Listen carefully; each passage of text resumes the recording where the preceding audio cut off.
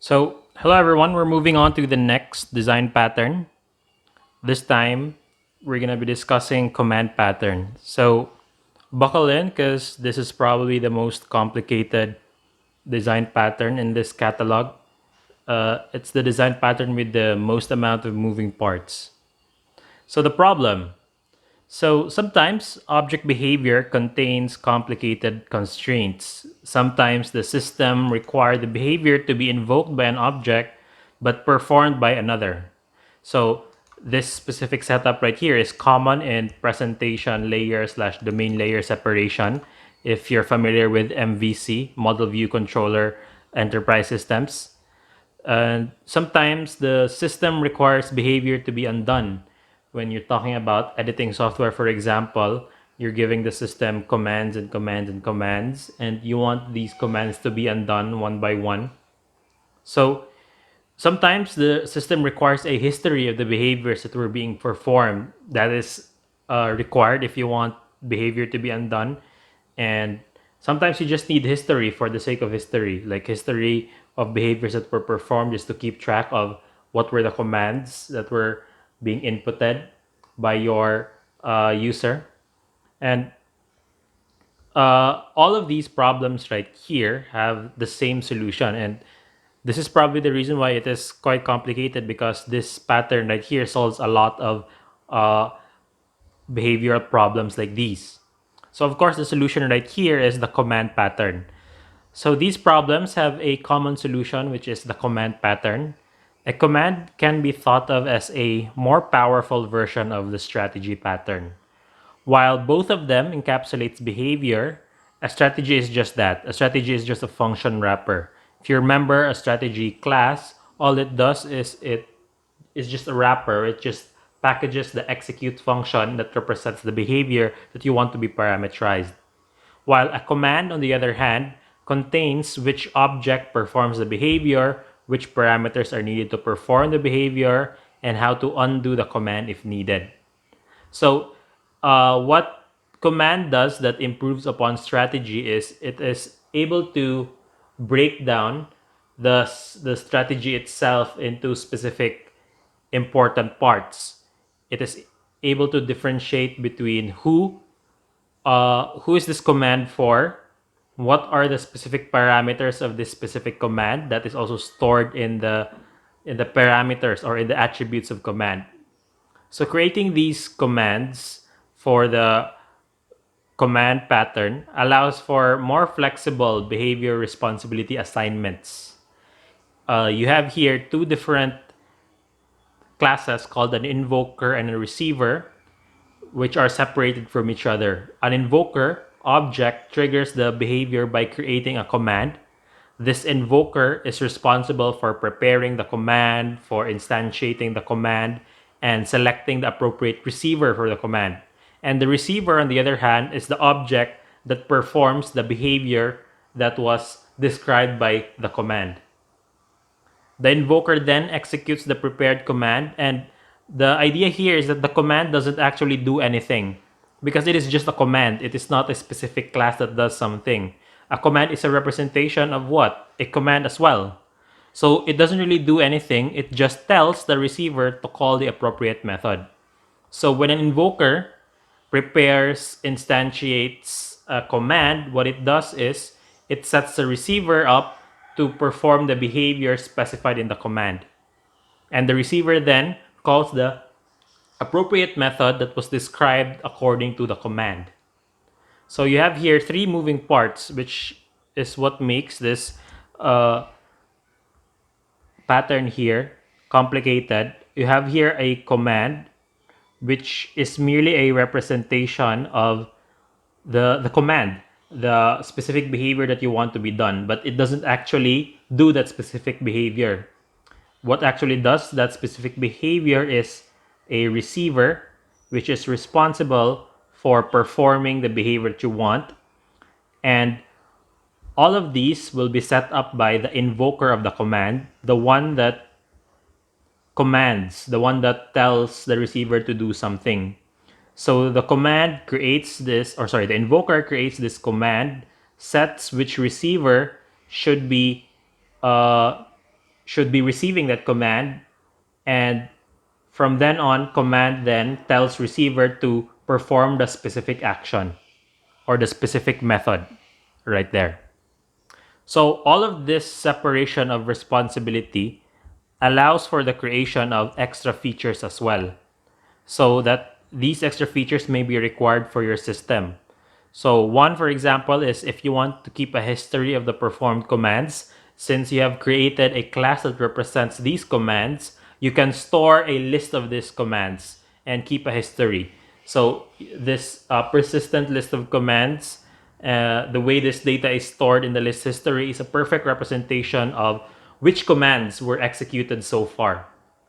And if you want commands to be undoable, what you can do is you can store a backup of the receiver and other unaffected objects, and other affected objects by the command inside each instance of a command. And undoing a command will be as simple as restoring the receiver to its backup. So this right here is an implementation of this command right here. This implementation of command contains an undo and command history feature. So this is a rich version of command. Before we go into looking at what this does, let's look at a simple version of command that doesn't actually contain undo and command history. The simplest, the least complex version. So this is the code for that. You have here a command which is an abstraction, and it contains the most simple form right here is execute lang, which will execute that command. And if you notice right here, execute will not have any parameters passed to it, contrary to the execute function inside a strategy, which contains the parameters needed for the parameterized behavior to be performed. But execute for command pattern does not have any parameters passed to it. You'll learn why later.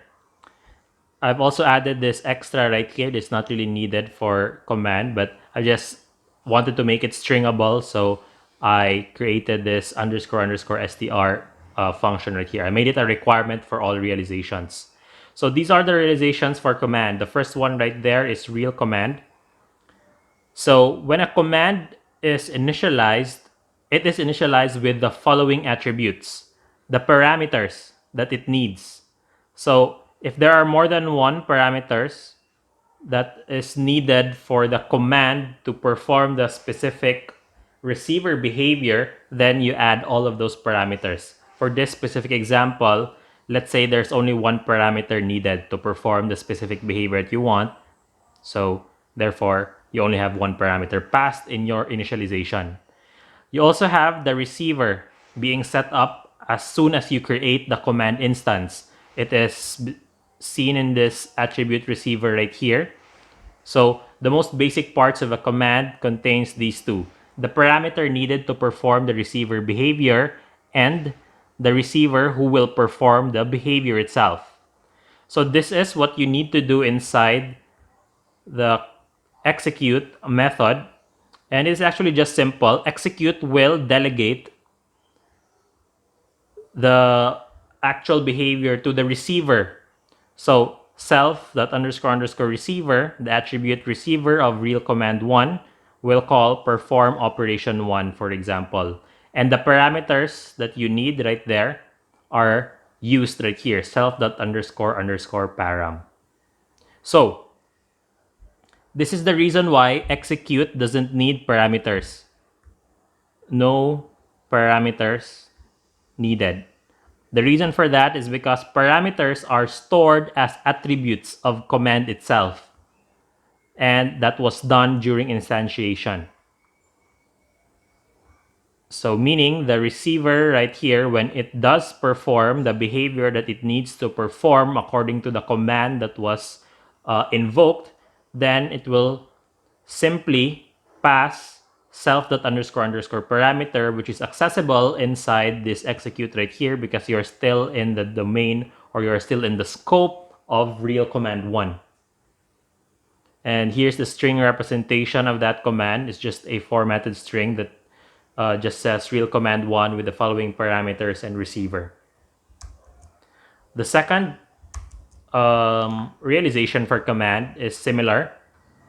So for this command right here, this command has two parameters needed for it to perform the receiver behavior. It has two parameters, param and other param, which are again set up during the instantiation of the command. And of course, don't forget the receiver that will perform that operation. So perform operation 2 requires two parameters. That's the reason why the command that represents this operation right here should also need two parameters as well. Again, the number of parameters that you need as attributes for command depends on the number of parameters that are needed by the operation or the behavior that is encapsulated inside that command. So the behavior encapsulated inside real command 2 is perform operation 2. So perform operation 2 just happens to have two parameters. Therefore, you need to instantiate real command 2 with two parameters as well. So it is just similar to what real command 1 does. All it does is it delegates the actual behavior to the receiver. So self.__ receiver perform operation 2 with the following parameters. And its string representation is similar. It just prints real command 2 with the following parameters and the following receiver. So this is what the receiver looks like, for example. And the way you create your commands will depend on what your receiver looks like. So your receiver looks like this. Receiver has this behavior and has this behavior that you need to be encapsulated inside a command. So I'm going to repeat it again. So since perform operation 1 accepts exactly one parameter, real command 1, its constructor, will also accept one parameter as well. On the other hand, perform operation 2 accepts two parameters. Therefore, real command 2, which encapsulates perform operation 2, will also accept two parameters for its constructor. So this is just a representation of the behavior for the operation. It just prints this. Operation 1 executed with the following parameters and operation 2 executed with the following parameters as well. And actually, I'm not sure if this is needed. Oh, this one right here. I just added this attribute right here called __ some attribute just to demonstrate manipulations inside the receiver. So for example, operation 1, what the exact behavior of perform operation 1 is to append the following string to its some attribute. So this is just a meaningless string right here. I just added this to demonstrate changes to the receiver itself. So some attribute right here, whenever you perform operation 1, it appends the following string that you pass inside it. Perform operation 2, it accepts param and other param, and it doesn't actually use them. If you notice, it just actually both param, all of the parameters right here are not used. It's just displayed here. So the difference between perform operation 1 and perform operation 2 in terms of behavior right here. So perform operation 1 will print the following, or will append the following to its some attribute, while perform operation 2 will append the following to its some attribute. There you go. So that is your receiver. On the other hand, your invoker looks like the following. The invoker contains these two methods right here called invoke command 1 and invoke command 2. So the invoker's job is actually very scripted and very simple. It does three things. First, it instantiates the command. So for invoke command 1, the associated command for that is real command 1. It invokes that command and it prepares the parameters and the receiver for that command. So one invoke, or not invoke, instantiate command. 2, prepare params and receiver for the command, and finally execute command. So that's the last step right here, can be seen in this second line, command.execute.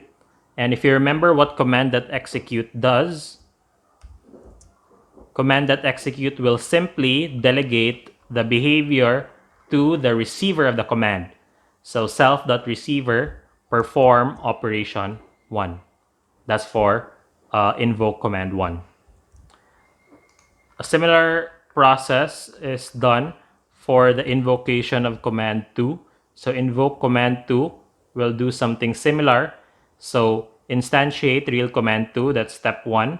Step 2, prepare the parameters. So you have 2, and prepare the receiver. That's the receiver instance right there. And finally execute the command. So to demonstrate this, let's look at what this will do when executed. So Python general example.py. So right now you have,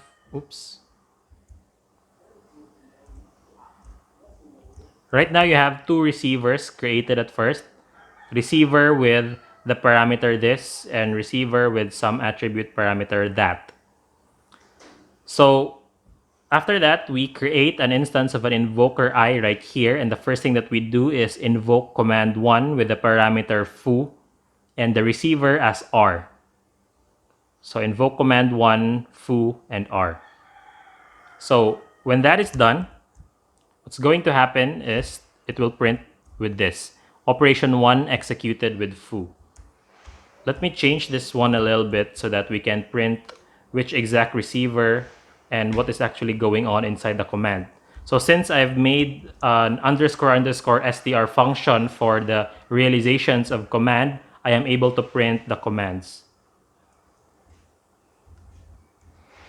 Oops, I can't do it here. I have to print it somewhere here. So let's say before it is executed, we print this command. Need to separate this right here with instantiation and assignment. Print C. I'm just doing this just to print what the contents of the command are as soon as it is invoked. So let me rerun that. So you'll notice right here, what is being printed is, there's some issue right here.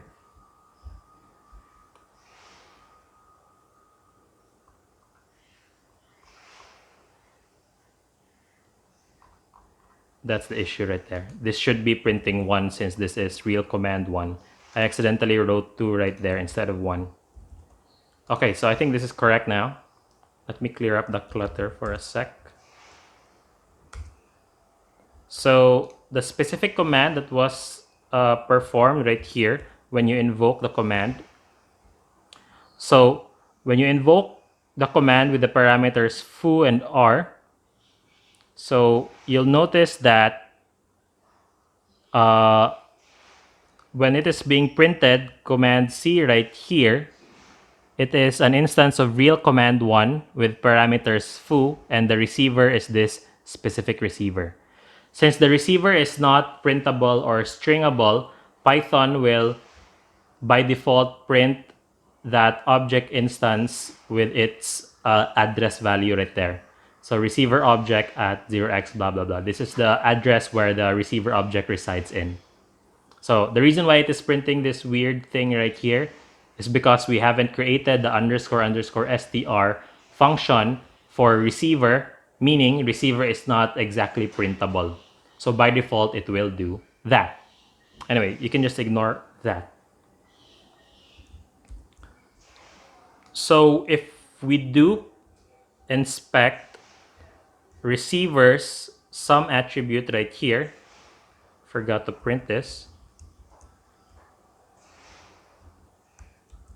I think some attribute, this is just a builder function that will return the sum attribute right here.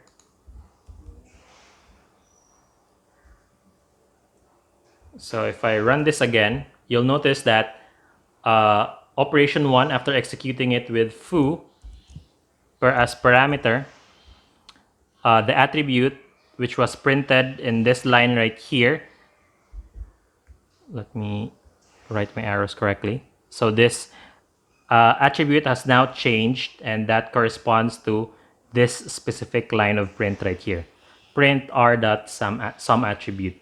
And that happened because if you notice, whenever you invoke command 1, the execution of command 1 will basically delegate that to perform operation 1, as you can see right here. And what does this do, perform operation 1? We look at the receiver perform operation 1 does this. Attribute now changed, and then operation 1 executed with blah blah blah. It appends something inside there.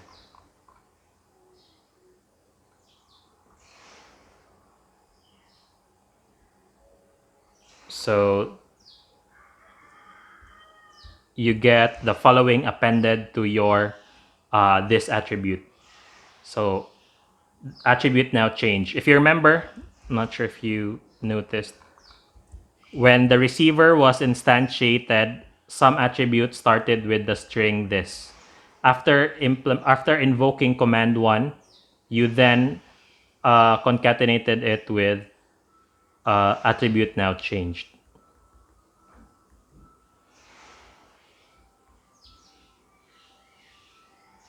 So on the other hand, if we invoke command 2 after this, for example, i.invoke command 2, for example,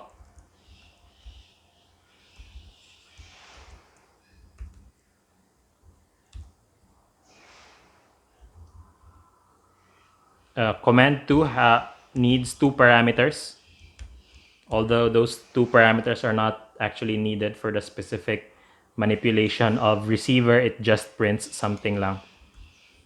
Oops, before I run that again, let me just print what some attribute looks like after this one.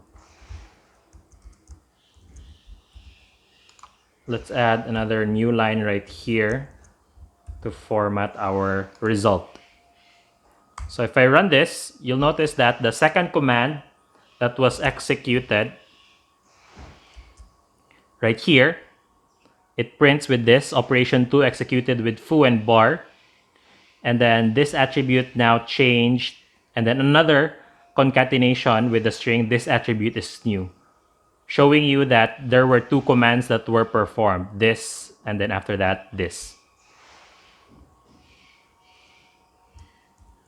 And on the other hand, if we perform the same command but using a different receiver instead, you'll notice that it will not affect the receiver called R, but it will instead affect the receiver called R2. Let's say command 1 is what we're going to be invoking right here. So foo, it just needs 1 parameter. And then let's say the receiver, instead of R, the receiver is now R2. The receiver R2 is the one with the attribute that as its instantiation. So invoke command 1, and let's say we print R2 dot sum attribute. Let me fix this one because it will cause an error if I don't. So let's see what happens for, you know what? Let's print r.sum attribute as well, just to show that nothing happens to the receiver R when we're doing this.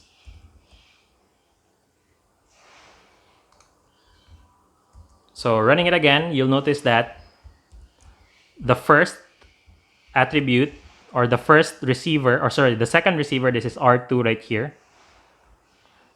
was indeed changed after invoking command 1, since you've specified that the receiver for that command is R2. On the other hand, when we're printing some attribute for R, so this is R right here, it hasn't been changed. That's because that is not the receiver for your invoke command 1. It's still the same as this one right here. So that's command pattern as its most simplest form. Let's look at command pattern with added undo and restore. So let's look at this class diagram right here.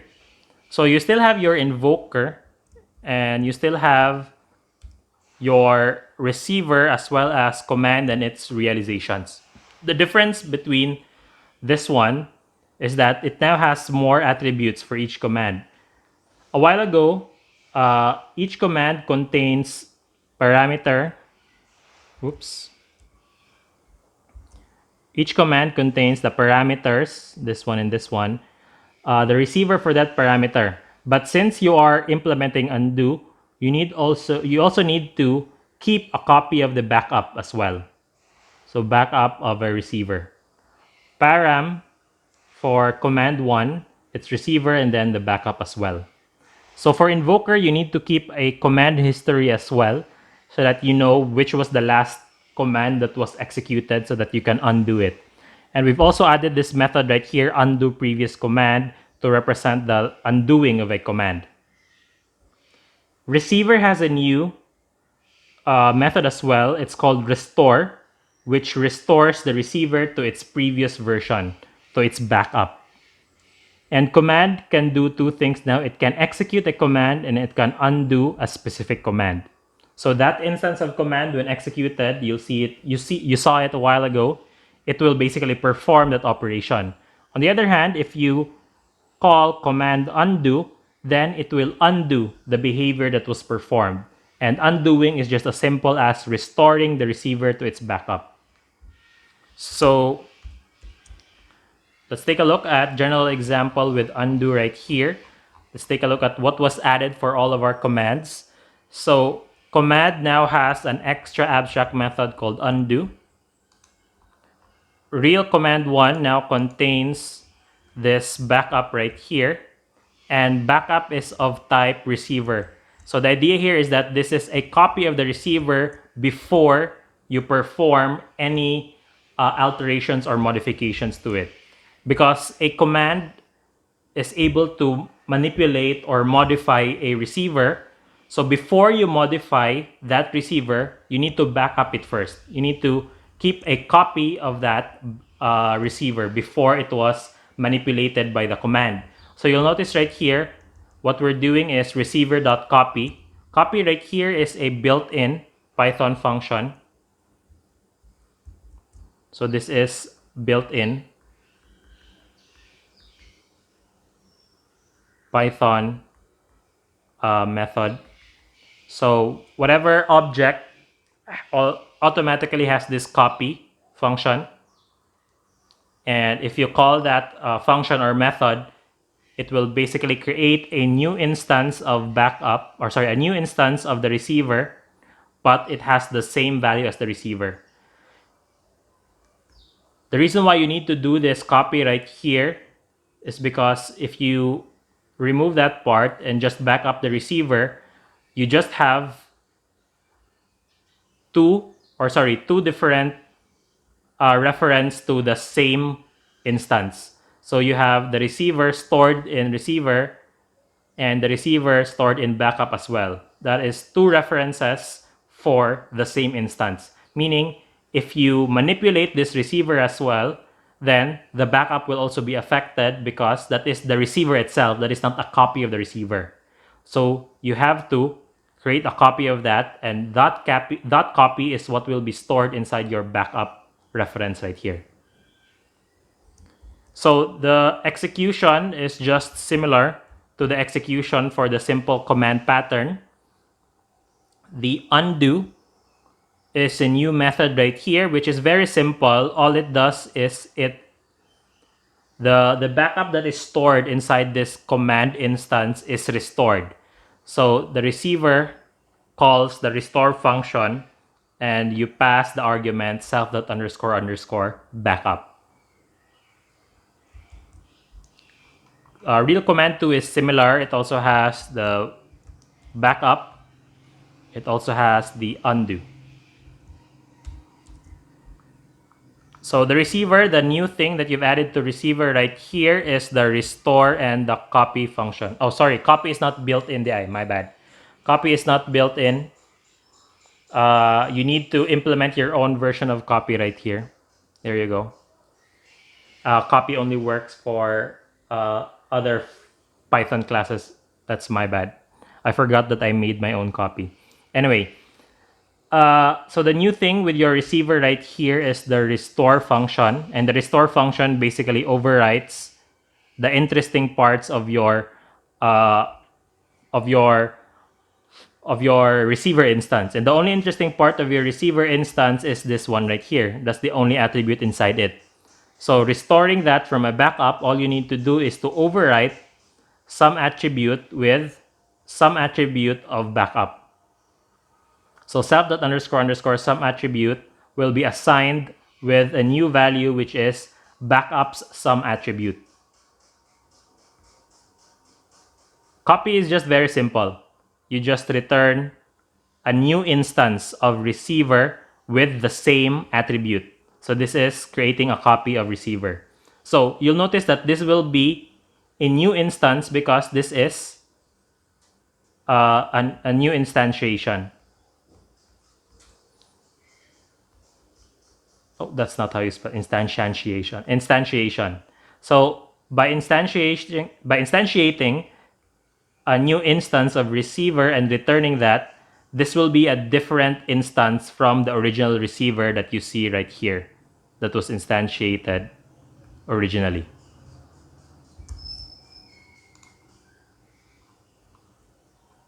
So this is what invoker looks like now. You've added this undo previous command right here. And all you do when you undo a specific command, first, this undone, you create this reference undone command, and you store this command history.pop. Pop right here is a built-in list function in Python.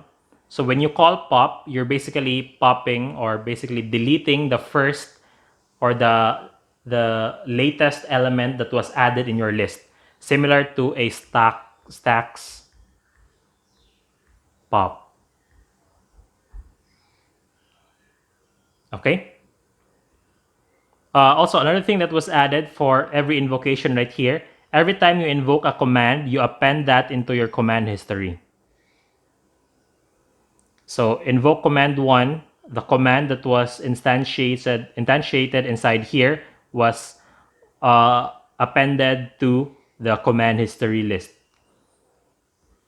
And this one as well, you append the command that was instantiated inside this invocation to the command history list.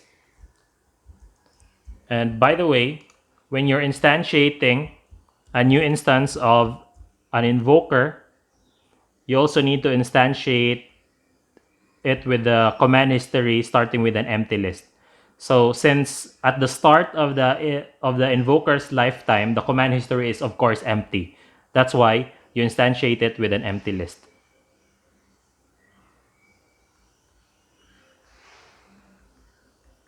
There you go. So let's look at what is going to happen when we perform this series of commands right here. I'm going to give a little bit space so that you can see both the terminal and the code that I've written.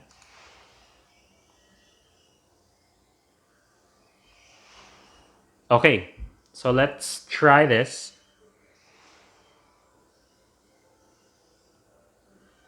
Let's remove all the clutter first. I believe this one is called general example with undo. There you go. So let's trace what's going on right here. So starting with this one, we have an instance of a receiver right here created with the following attribute this. And then after that, we create an instance of an invoker right here. Oops. Yeah, there you go. We create an instance of an invoker, thus instantiating the command list to start with an empty list, or the command history to start with an empty list. After that, we invoke command 1. Actually, I'm missing something right here. I should be printing these things, not just calling the functions themselves.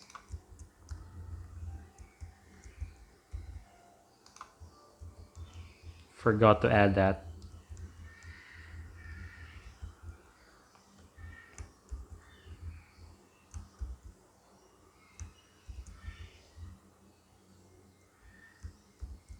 That's too much closing parenthesis. Okay, so let's rerun what we had right here. Okay, there you go. So starting with this invocation right here, we invoke command 1. It prints this operation 1 executed with the parameter foo. And when we print the attribute, you'll get this attribute now changed. After that, we invoke command 2. So this one is printed as well. Operation 2 executed with the parameters foo and bar. I forgot to add that inside the print for invoke command 2. And then after that, the sum attribute that was being printed right here is now changed into r dot into this one right here. This attribute now changed, and then another concatenation upon this attribute is new. So when I display the history right here, you see these two commands that were printed. So the commands in your history are the following: real command 1 with the params foo received by the following receiver, and real command 2 with params foo and bar received by the following receiver. And you'll notice that they have the same receivers, this receiver and this receiver right here, because again, you've described all of these commands to be received by the instance named R. This one and this one. So after displaying the history, we undo the previous command. So undoing the previous command, what the previous command did was to append this into your sum attribute. So after undoing, that will be deleted, therefore you're getting this. And you undo again. There you go. After undoing again and printing sum attribute again, you'll go back to deleting this one upod, meaning you'll be left with this as your sum attribute. So what do you think would happen? So since I've undone both of the commands that were already executed, what do you think would happen if I undo it one more time? Let's try that. And when I undo an extra time, you'll notice that I'm getting here, this is an index error. We're popping from an empty list because our command history is now empty after undoing both of the commands that were performed or were invoked. So this is an understandable error right here. If you want this error to not display, you can add try except clause in your undo previous command method to try first if you can pop a command in the command history, and if not, you print something. There you go. Yeah, this is what I forgot with perform operation 2. I forgot to print the other parameter as well. There were supposed to be two parameters passed in this perform operation 2. Let's do that, and let's remove this one since this causes an error. to give us a correct program right here. There you go. So I understand that this design pattern right here is actually quite complicated. I think this is the most complicated design pattern that we're going to discuss. So just play around with these example codes that I will be giving to you. And yeah, familiarize with what each of these methods, what each of these attributes are for. Especially maybe for the undo part, it can get confusing. So let me reiterate what's going on with undo. When you're undoing, what you're basically doing, so for example, when you call undo previous command, let's trace what's going on when undo previous command is called. So first, it creates this undone command right here and stores self.__ command history.pop. This function does two things, this pop function. First, it stores the most latest or the latest command that was appended to your command history into undone command, and then you delete that command from the command history. So similar to how a stacks pop works. I'm not sure if you've discussed stacks so far, since this is asynchronous learning naman. So if you're simultaneously studying 1, 2, 3, and 23, you would know what pop does. Anyway, so after that, undone command.undo is called. So what does undone command.undo called? So for every instance of a command, it has the undo method. So what does undo do? Undo basically restores the backup of the receiver. So receiver.restore is called with the following parameter self.__ backup. So what does receiver.restore do?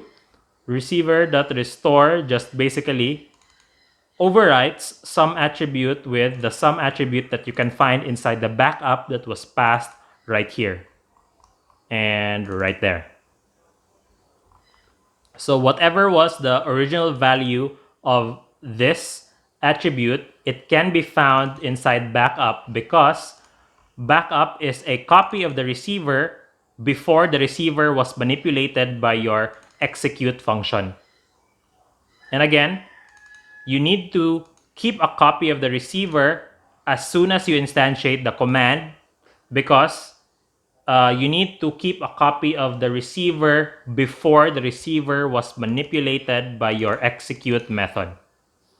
And if you remember right here, this one manipulates the receiver itself by appending something to your sum attribute. Oops.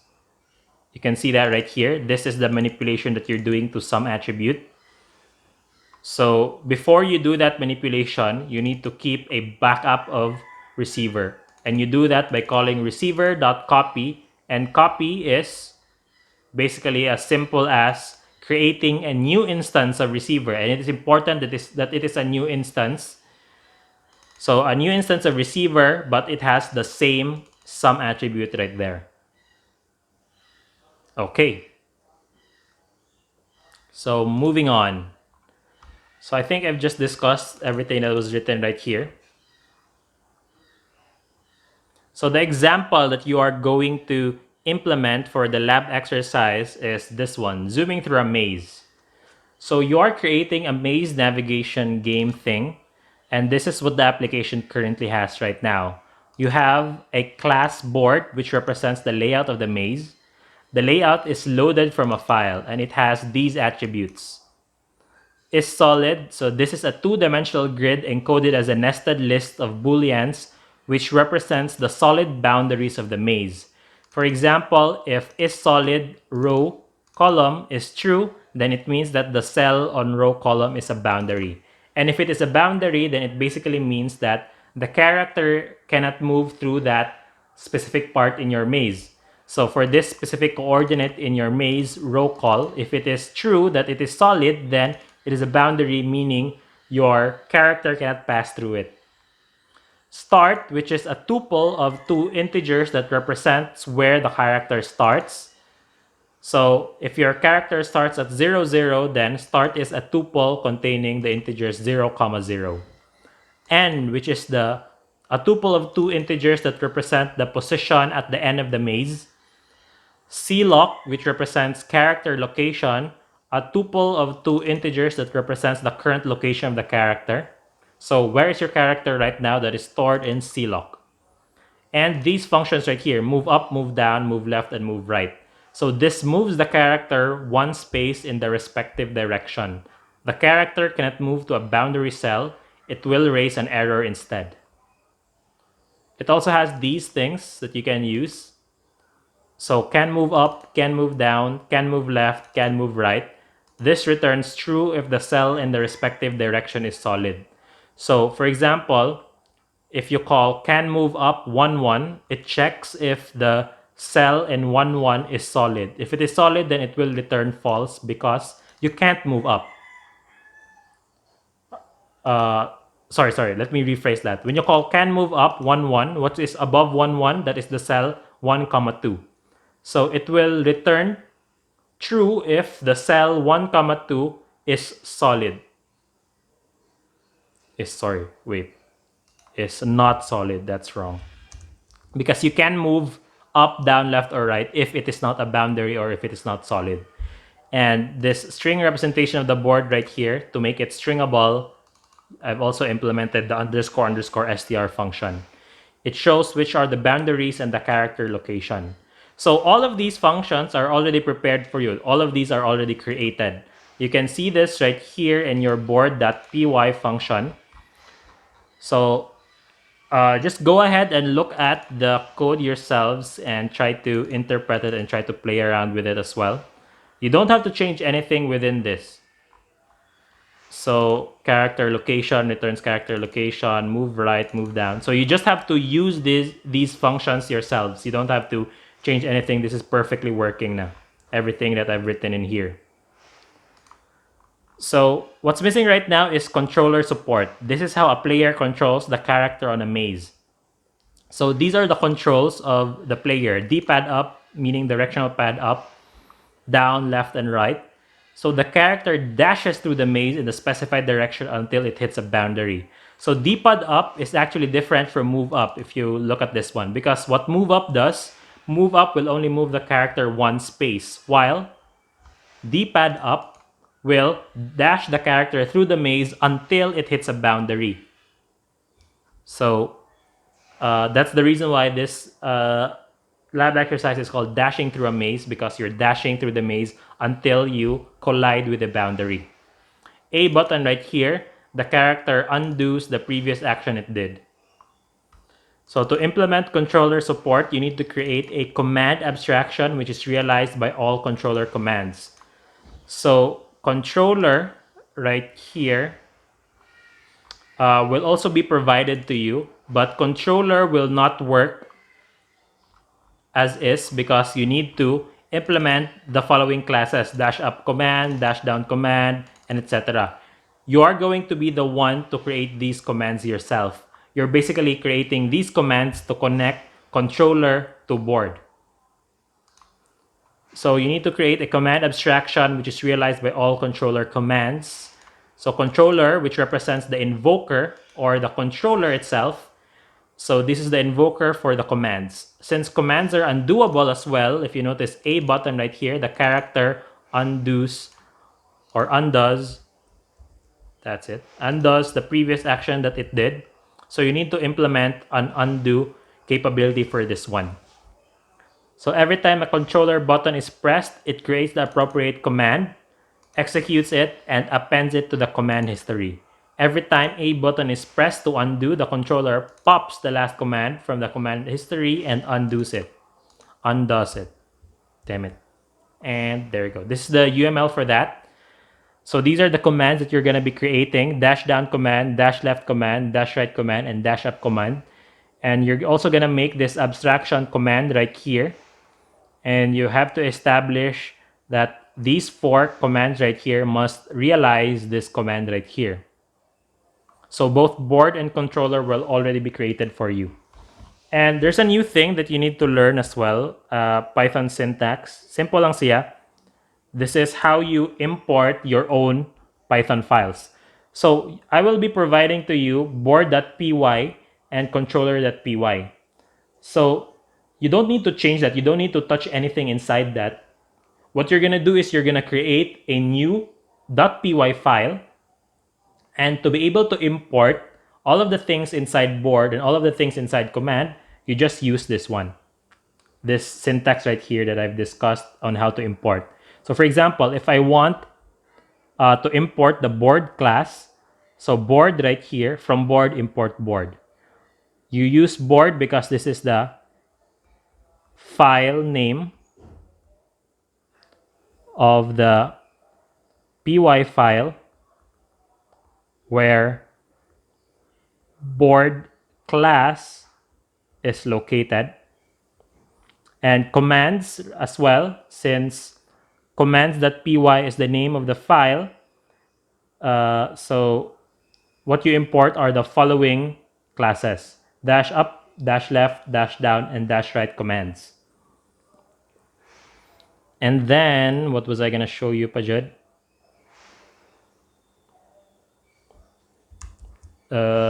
Board.py right here.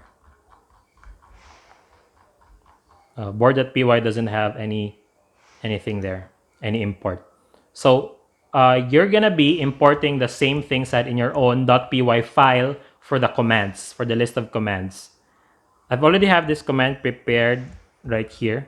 You can see it right there. Let's demo how this one works without actually showing you the code.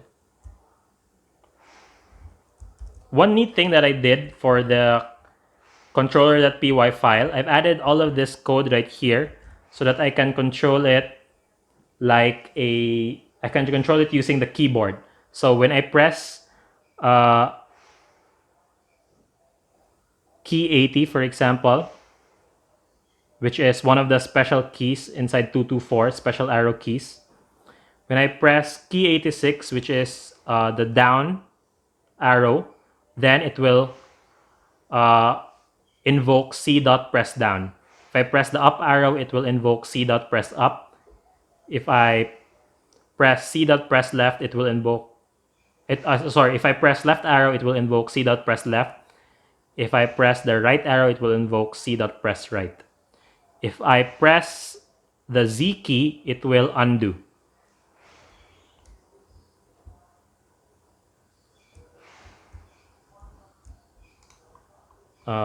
So this is what it looks like. So at the start, I'm creating an instance of board, and you can switch between which boards you're using inside the constructor of board right here. So I will also be adding the board files. So I have two board files right here, boardfile.in and boardfile2.in. This describes what the board looks like. You don't really have to concern yourself on how I parse this and make it a board. So for example, this is boardfile.in. This is where the character starts, and this is where the character has to go through.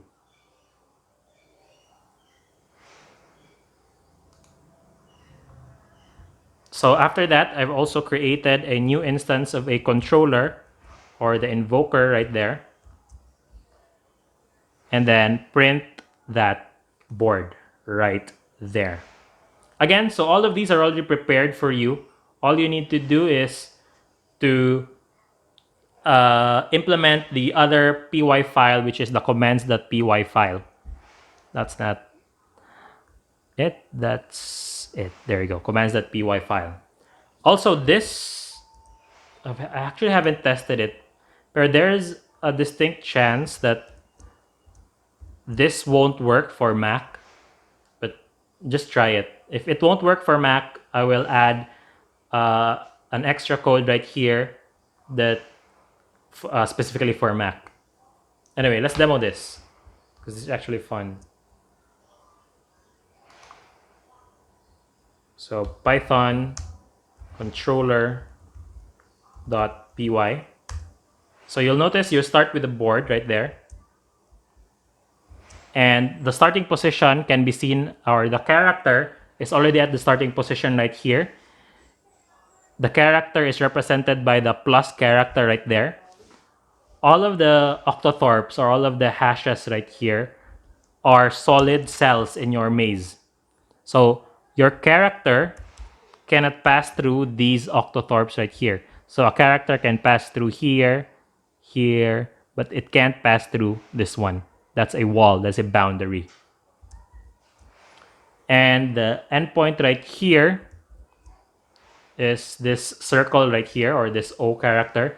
There isn't actually a specific code that will tell you that you have won the maze, but the implicit objective here is to find your way through the maze and reach this O right here. So let's try to play this one. So if I press the right button, so you'll notice the the character is now here, and the character was originally right there. So again, it is different from move up, move left, or move right, because those methods will only move the character one step or one cell from the specified direction. But pressing or dashing through the maze is basically moving right until you hit a boundary. So your character will stop here because it cannot move through the boundary to its right. So after that, I will press down. I will press right, for example, and I will press down again. So I'm kind of stuck right here. So what I can do is I can press undo, which is done using the Z key. Pressing undo will go back to the previous position, undo again to the previous position, undo again to the previous position, undo, and undo, for example. There you go. And I'm back through there, Japan. So undo works. So if I do try to complete this maze, down, right, up, right, oops, that is the solution. So yeah, there's no printing, there's nothing that says, oh, you won. It's just implicit that that is your objective right there. You can still continue controlling this even after you reach the goal or the end or the objective of the maze.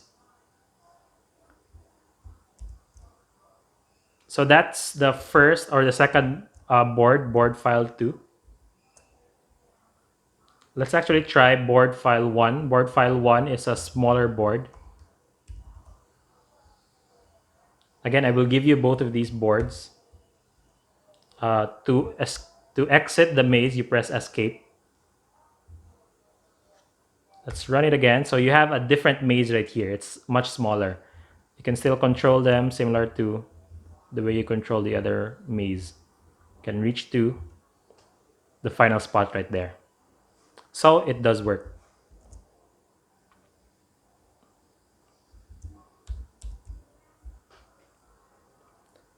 So that's what you're gonna do.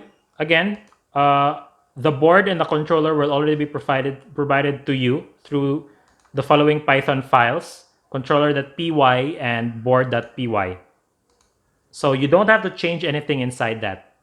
You just have to create the commands.py file right here, and it's up to you now to create that. So why is this complicated design pattern elegant? So it adheres to the single responsibility principle because the behavioral responsibilities in the system are thoroughly separated.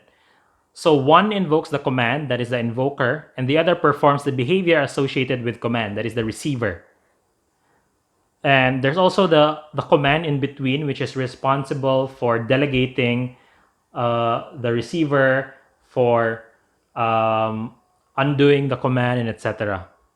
So open-close principle as well is adhered for this design pattern. If there are more commands you want to add, you don't have to touch any existing code. All you have to do is to create a new realization for command. So for example, if you want to add a new command for dash diagonal or dash northwest, for example, command, then all you have to do is to create a realization for command and uh, write the behavior for dash northwest command. And you wouldn't have to touch anything uh, inside board or inside controller.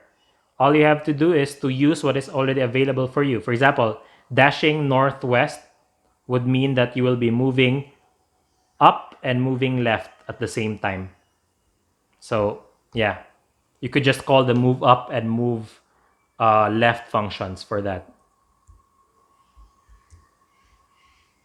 So what else? What are the other reasons why this is elegant? So switching between invokers and receivers is easily done. So it is easy to switch between invokers and receivers. You saw that as an example a while ago for the general examples. We can switch between the R receiver and the R2 receiver easily. By the way, for the controller right here, you'll notice that the press up, press down invocations do not specify receiver. No receiver specified. The reason for that is because the receiver is specified in the constructor of controller. Now you will do this if the controller only has a single receiver. So the controller can only control one board at a time. So an instance of a controller will have exactly one instance of receiver receiving its commands. So therefore, you don't need to pass the command or sorry, to pass the board receiver again and again here. You don't need to pass board here. You don't need to pass board here, blah, blah, blah there. What you can do is you can instead store the board right here while the controller is instantiated. So meaning this controller is tied or is bound to this receiver, which is this board right here. Which makes sense for this context because you're not really going to use this controller for a different board. I mean, if it makes sense for your system to do that, then go for it. So you can defer the execution of behavior. So you can delay when the behavior is executed. So when the receiver, or sorry, when the invoker invokes the command, you don't automatically perform the behavior for that command. You can defer that execution. You can wait a bit and do something else before you execute that behavior. And finally, a command may be made of simpler commands. So uh,